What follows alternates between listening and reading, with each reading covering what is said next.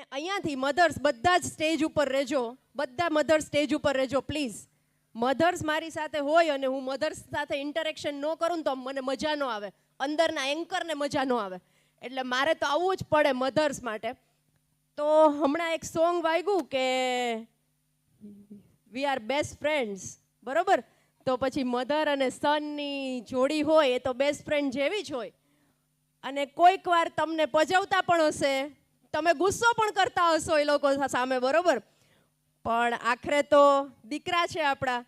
તો હવે હું તમારામાંથી કોઈ પણ એકનો એક્સપિરિયન્સ શેર કરાવવા માંગીશ અને આઈ થિંક તમારે શેર કરવું છે. શું છે તમારું નામ?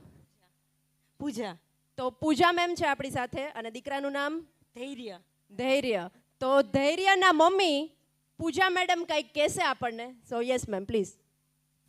હું એક જ વસ્તુ કહી કે બાળકો આપણી પાસે ના હોય ને ત્યારે આપણને એમ થાય કે એ નથી, ને હોય ને ત્યારે એમ થાય કે હા તો કેટલો તોફાન કરે છે. હું તો આખો દિવસ ઘરે હોતી જ નથી, એના દાદા દાદી જેને સાચવે છે.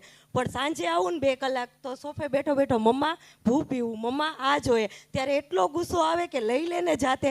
ત્યારે એમ થાય કે દાદા દાદી આખો દિવસ કેટલી રીતે સારી રીતે એને સાચવતા હશે એમ. એટલા માટે આપણને કીધા કરે. હું ઘણીવાર મમ્મી પપ્પાને ખીજાવું કે તમે શું કામ એને ચાગલો કરો, એને જાતે લેવા દ્યો. તો એમ કે એ નાનો છે, એનું બાળપણ થોડું પાછું આવવાનું છે, રમી લેવા દે ને પછી બધું મુકાઈ જશે એમ.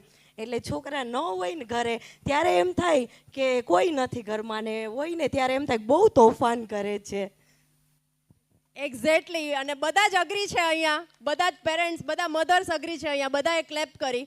અને તો તમને શું લાગે છે કે ભાઈ આ મેમ છે કે ટીચર્સ છે એ લોકો નહીં થાકતા હોય?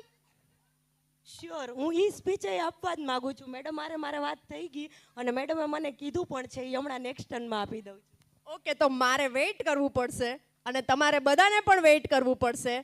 તો ચલો એકવાર જોરદાર તાળીઓ થઈ જાય મધર્સ અને સન માટે.